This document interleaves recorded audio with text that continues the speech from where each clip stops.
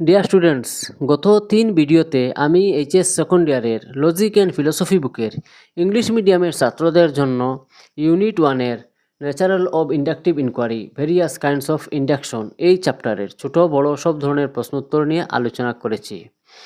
তো আজকে বাংলা মিডিয়াম ছাত্রদের জন্য ওই চ্যাপ্টারের 1 ও 2 মার্কের প্রশ্নের উত্তর নিয়ে আলোচনা করব। তো বাংলাতে চ্যাপ্টারের নাম হচ্ছে আগমনাত্মক অনুসন্ধানের প্রকৃতি, আগমনের বিভিন্ন প্রকার। তো প্রথমেই আছে 1 মার্কে তর্কবিজ্ঞানের মূল আদর্শ কী? উত্তর হবে সত্যতা যাচাই করা। পরের প্রশ্ন হচ্ছে তর্কবিজ্ঞান একটি আদর্শনিষ্ঠ বিজ্ঞান না বস্তুনিষ্ঠ বিজ্ঞান? উত্তর হবে আদর্শনিষ্ঠ বিজ্ঞান। পরের প্রশ্ন হচ্ছে নিগমন অনুমান কি শুধু আকারগত সত্যতার সঙ্গে জড়িত? উত্তর হবে হ্যাঁ। পরের প্রশ্ন হচ্ছে আগমন অনুমান কি আকারগত এবং বস্তুগত দুটি নিয়ে আলোচনা করে? উত্তর হবে না। পরের প্রশ্ন হচ্ছে তর্কবিজ্ঞানের মূল বিষয়বস্তু কী?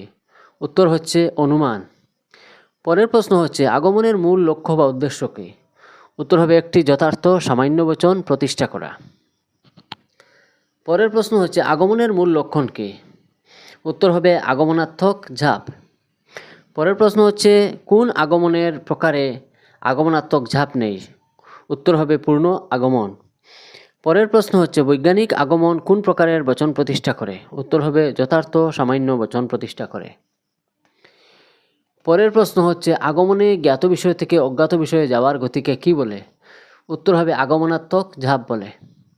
পরের প্রশ্ন হচ্ছে সাদৃশ্যানুমানের সিদ্ধান্ত কেন সম্ভাবনামূলক হয়?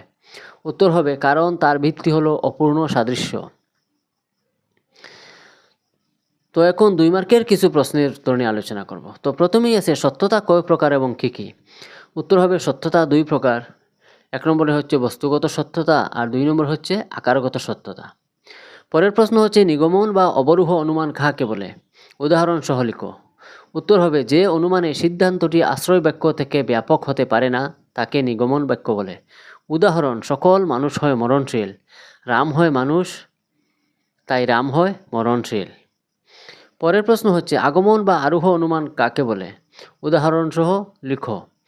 উত্তর হবে যে অনুমানের সিদ্ধান্তটি আশ্রয় বাক্য থেকে ব্যাপক হয় তাকে আগমন অনুমান বলে। উদাহরণ রাম হয় মরণশীল, শ্যাম হয় মরণশীল, যদু হয় মরণশীল, মধু হয় মরণশীল।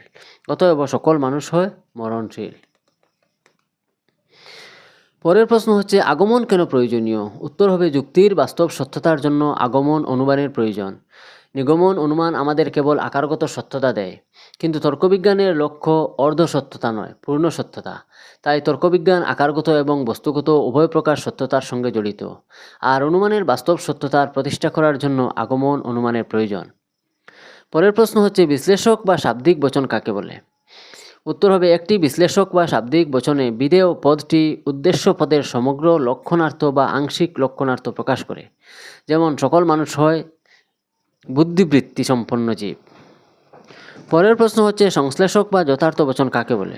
উত্তর হবে সংশ্লেষক বা যথার্থ বচনে বিধেয় পদ উদ্দেশ্য পদ সম্পর্কে নতুন খবর দেয়, উদ্দেশ্য পদের লক্ষণার্থ ব্যক্ত করে না।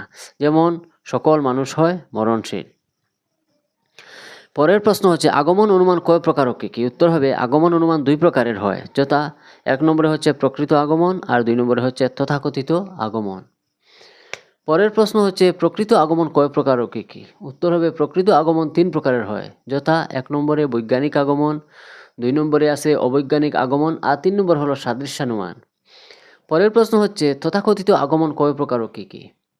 উত্তর হবে তথাকথিত আগমন 3 প্রকারের, যথা 1 নম্বরে হচ্ছে পূর্ণ আগমন, 2 নম্বর হচ্ছে যুক্তি সাদৃশ্যানুমান আর 3 নম্বর হচ্ছে ঘটনা সংযোজন। পরের প্রশ্ন হচ্ছে প্রকৃত আগমন কাকে বলে? উত্তর হবে প্রকৃত আগমন হলো সেই আগমন অনুমান যেখানে আগমনাত্মক ঝাঁপ থাকে, অর্থাৎ জ্ঞাত সত্য থেকে অজ্ঞাত সত্যে, দৃষ্ট থেকে অদৃষ্টে, বিশেষ থেকে সামান্যে বা কয়েক থেকে সকলে পৌঁছানোর ঝুঁকি থাকে। পরের প্রশ্ন হচ্ছে তথাকথিত আগমন কাকে বলে? উত্তর হবে তথাকথিত আগমন হলো সেই আগমন অনুমান যেখানে আগমনাত্মক বা ঝুঁকি থাকে না। পরের প্রশ্ন হচ্ছে আগমনাত্মক ঝাঁপ বা ঝুঁকি কাকে বলে? উত্তর হবে আগমনাত্মক ঝাঁপ হলো জ্ঞাত সত্য থেকে অজ্ঞাত সত্যে, দৃষ্ট থেকে অদৃষ্টে, বিশেষ থেকে সামান্যে বা কয়েক থেকে সকলে পৌঁছানোর লাভকে আগমনাত্মক ঝাঁপ বা সংকট বলে। পরের প্রশ্ন হচ্ছে বৈজ্ঞানিক আগমনের সিদ্ধান্ত নিশ্চিত কেন? উত্তর হবে বৈজ্ঞানিক আগমনের সিদ্ধান্ত নিশ্চিত স্বভাবের কারণ সেটা কার্যকারণ সম্বন্ধের ভিত্তিতে প্রতিষ্ঠিত। পরের প্রশ্ন হচ্ছে অবৈজ্ঞানিক আগমনের সিদ্ধান্তটি সম্ভাবনামূলক কেন? উত্তর হবে অবৈজ্ঞানিক আগমনের সিদ্ধান্তটি সম্ভাবনামূলক কারণ এখানে কার্যকারণ সম্পর্ক নেই। পরের প্রশ্ন হচ্ছে বৈজ্ঞানিক এবং অবৈজ্ঞানিক আগমনের মধ্যে সাদৃশ্যগুলি কী কী? উত্তর হলো 1 নম্বরে বৈজ্ঞানিক এবং অবৈজ্ঞানিক উভয় প্রকার আগমনের সিদ্ধান্তই একটি যথার্থ সামান্যবচন। 2 নম্বরে আছে কিছু সংখ্যক বিশেষ দৃষ্টান্ত পর্যবেক্ষণই বৈজ্ঞানিক এবং অবৈজ্ঞানিক আগমনের ভিত্তি। 3 নম্বর হয়েছে এই দুই প্রকার আগমনেই আগমনাত্মক ঝাপ থাকে। পরের প্রশ্ন হচ্ছে সাদৃশ্যানুমানের সিদ্ধান্তটি সম্ভাবনামূলক কেন?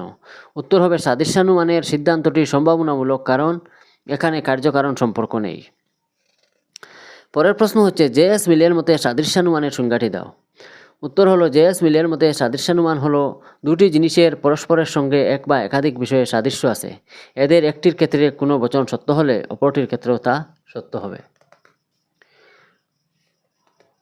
পরের প্রশ্ন হচ্ছে ওয়েলটনের মতে সাদৃশ্যানুমানের সংজ্ঞাটি লিখো। উত্তর হবে ওয়েলটনের মতে সাদৃশ্যানুমান সেই অনুমান যাতে বিষয়বস্তুর আংশিক অভিন্নতা থেকে আমরা বিষয়বস্তুর অপরাপর অভিন্নতা অনুমান করি।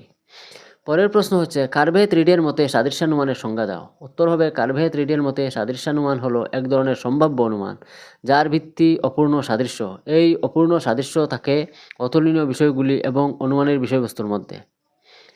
পরের প্রশ্ন হচ্ছে বৈজ্ঞানিক আগমনের ভিত্তিগুলি কী কী? উত্তর হবে বৈজ্ঞানিক আগমনের ভিত্তিগুলি হলো 1 নম্বরের প্রকৃতির একরূপতা বিধি আর 2 নম্বর কার্যকারণ বিধি। পরের প্রশ্ন হচ্ছে অবৈজ্ঞানিক আগমনের মূল্য কিভাবে নির্ধারণ বা নিরূপণ করা হয়? উত্তর হবে অবৈজ্ঞানিক আগমনের মূল্য দুটো বিষয়ের উপর নির্ভর করে। 1 নম্বর আমাদের অভিজ্ঞতায় সদর্থক দৃষ্টান্তের সংখ্যা যদি বেশি হয় অবৈজ্ঞানিক আগমনের মূল্য ততই বেশি হবে, আবার সদর্থক দৃষ্টান্তের সংখ্যা কম হলে অবৈজ্ঞানিক আগমনের মূল্যও কম হবে। 2 নম্বরে হচ্ছে অভিজ্ঞতার পরিধি যদি বেশি বিস্তৃত হয় এবং তাতে যদি নয়ার্থক দৃষ্টান্ত অনুপস্থিত থাকে তাহলে অবৈজ্ঞানিক আগমনের সম্ভাবনার মাত্রাও বেশি হবে। পরের প্রশ্ন হচ্ছে সাদৃশ্যানুমানের সিদ্ধান্ত কিভাবে নির্ধারণ বা নিরূপণ করা হয়? উত্তর হবে সাদৃশ্যানুমানের সিদ্ধান্ত নিম্নলিখিত বিষয়গুলির উপর নির্ভর করে। 1 নম্বর জ্ঞাত সদৃশ গুণগুলির সংখ্যা এবং গুরুত্ব যত বেশি হবে সাদৃশ্যানুমানের মূল্য তত বেশি হবে। 2 নম্বরে হচ্ছে জ্ঞাত বৈসাদৃশ্য থাকা গুণের সংখ্যা এবং গুরুত্ব যত বেশি হবে সাদৃশ্যানুমানের মূল্য ততই কম হবে। 3 নম্বরে হচ্ছে বস্তুর জ্ঞাত গুণগুলির তুলনায় অজ্ঞাত গুণসমূহের সংখ্যা যত বেশি হবে সাদৃশ্যানুমানের মূল্য তত কম হবে। তো ডিয়ার স্টুডেন্টস, এই গেল 1 ও 2 মার্কের কিছুটা প্রয়োজনীয় বা দরকারি বা কয়েক বছর থেকে ঘুরে ফিরে যেগুলো পরীক্ষায় আসছে বা যেগুলোর বাইরে আর কোনো প্রশ্ন থাকবে না বলে আশা করা যায়। আমি এইরকম কিছু প্রশ্নের উত্তর নিয়ে আলোচনা করেছি, আশা করি তোমাদের ভালো লাগবে। আমার ভিডিওটা যদি তোমাদের উপকারে আসছে বলে মনে করো তাহলে আমার চ্যানেলটি সাবস্ক্রাইব করো, বন্ধু বান্ধবদের সঙ্গে শেয়ার করে ওদেরকেও বুঝার বা এই নোটসগুলি পাওয়ার সুযোগ করে দাও। তো আজকে এই পর্যন্ত। আমি পরের ভিডিওতে 4 ও 6 মার্কের আরও কিছু প্রশ্নের উত্তর নিয়ে হাজির হব।